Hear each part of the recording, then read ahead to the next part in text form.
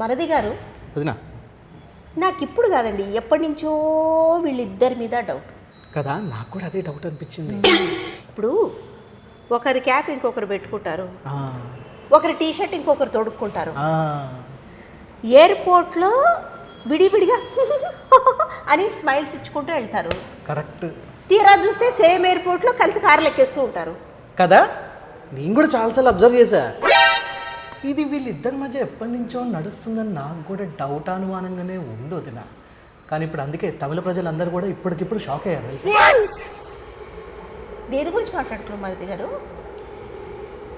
తలపతి విజయ్ గురించి. తలపతి విజయ్ గారు, త్రిష గారు వాళ్ళ మధ్య నడుస్తున్న వివాదం, వీటి గురించి తర్వాత మాట్లాడుకుందాం. నేను మాట్లాడేది విజయ్ దేవరకొండ, రష్మిక మందన గురించి.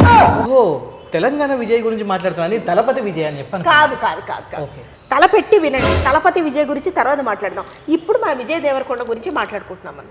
ఇప్పుడు మీరు చూడండి, హాలిడేలకు వెళ్ళారా? వెళ్ళారు. విడివిడిగా సోషల్ మీడియాలో పిక్స్ దిగి పెట్టారా? పెట్టారు మర్జ్ చేసి చూస్తే సేమ్ లొకేషన్ కదా. చాలాసార్లు ఇదే జరిగింది. మరి కామెంట్లో చాలాసార్లు పట్టుకున్నారు కూడా. 6 ఏళ్ల నుంచి పబ్లిక్ అపియరెన్స్లో వీళ్ళందరినీ అడుగుతూనే ఉన్నారు కూడా. కనిపించి కనిపించినట్టు, అర్థమయ్యి అర్థమవ్వనట్టు ఏదో చెప్తున్నారు, కానీ అసలు విషయం ఇదే అని ఎవ్వరూ ఒప్పుకోలేదు. మళ్ళీ ఎప్పుడైనా కొంతమంది అడిగినా కూడా అబ్బాయి మీ ఇద్దరం జస్ట్ ఫ్రెండ్స్ అని చెప్పాలి, పెద్ద కలరింగ్ చేశారు. కూడా పెళ్లి చేసుకున్నారు. పుసుక్కున ఎక్కడ వదినా, 10 నెలలు పట్టిందట. 3 కేజీల బంగారం వేసుకున్నారు ఇద్దరు, వైఫ్ అండ్ హస్బెండ్. 3 కేజీల బంగారమే కలలో తప్పితే ఇలలో కూడా ఎన్నడూ చూశారు కదే. అవునవును, బంగారం గురించి బాధపడుతున్నాను నేను. రష్మిక పెళ్లి చేసుకుంది వదినా. మీరు ఏడిచి మొత్తుకున్నా వెనక్కి కూడా మిమ్మల్ని తిరిగి చూడదు. మీరు బాధపడి మాత్రం ఏం చేస్తారు మరిది గారు? మళ్ళీ మనమాట వాస్తవాలు మాట్లాడుకోవాలి కదా వదిన. పవిత్రమైన ప్రేమ వదిన, మీరు అలా అనడం కరెక్ట్ కాదు. అవునవును, ఎంత పవిత్రమైన ప్రేమో రజితతో చాటింగ్ చేస్తున్నప్పుడే తెలుసుకున్నాను నేను ఇవాళ. ఇప్పుడు మనం హిస్టరీలు తవ్వకూడదు, జాగ్రఫీ గురించి మాట్లాడతాం. అది జస్ట్ ఫ్రెండ్షిప్. అవునవును, వాళ్ళు కూడా అలాగే అన్నారు ముందట. సరే, మ్యాటర్కి వచ్చేది. సరే సరే, ఇప్పుడు ఉదయ్పూర్లో డెస్టినేషన్ వెడ్డింగ్ అయిందా? అవును. ఆ తర్వాత వాళ్ళ ఊరికి వెళ్ళారు. అదేది ఫస్ట్ హైదరాబాద్కి వచ్చారు, స్వీట్లు పంచారు టీటీడీ టెంపుల్లో. స్వీట్లు ఏంటో నా ఊరు మొత్తానికి అన్నం భోజనాలు పెట్టారు. అవును, వాళ్ళ ఊర్లో అదేంటిది 10th class 9th class 10th క్లాస్లో బాగా చదువుతున్న పిల్లలకి స్కాలర్షిప్లు కూడా ఇస్తామని చెప్పన్నారు. అంతేకాదు ఊరిని మొత్తం మనందరం కలిసి డెవలప్ చేసుకుందాం అని చెప్పన్నారు. వెరీ నైస్, బాగుంది. కానీ స్వీట్ల కోసం జనాలు ఏ మెగబడ్డారా నాయన, అసలు నిజంగా భయము నవ్వు అన్నీ వచ్చాయి నాకు. మరి ఏమనుకున్నావు, విజయ్ దేవరకొండ గారు అమ్మ ఒకసారి చెప్పారు కదా దొరల ఫ్యామిలీ అని, మరి ఆ రేంజ్ మెయింటైన్ చేస్తారు వదినా. అవును కరెక్టే. ఆ తర్వాత మళ్ళీ అభిమానులకు కూడా పిలిచి భోజనం పెట్టారు.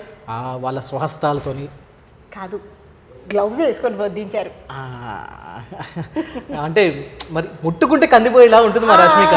సరే, ఇప్పుడు ఆవిడ విజయ్ దేవరకొండ పెళ్ళాం, అది నా పిల్ల అని ఒక్క పీకు పీకారు అనుకో, ఉతుకుతికారు అనుకో, అంతే సంగతులు. కష్టం.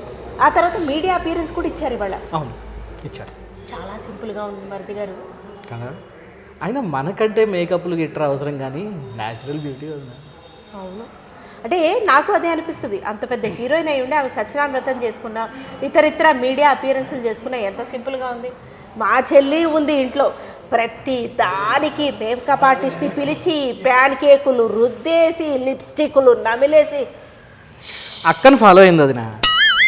మరది గారు మిమ్మల్ని కాదు వదిన, ఇంటి పక్కన ఉన్న అక్క గురించి చెప్తున్నాను. అయినా వాళ్ళ అక్క గురించి మీకెట్లా తెలుసు? ఆ అక్క ఇంటి పక్క అక్క గురించి మీరు అనుమానంగా పక్కింటి వైపు చూస్తున్నప్పుడే నాకు డౌట్ వచ్చిందండి మా ఇంటికి వచ్చినప్పుడు. అందుకోసం మీ నాన్నగారు కూడా ఇంటికి రానివ్వట్లేదు నన్ను. సరిపోయింది.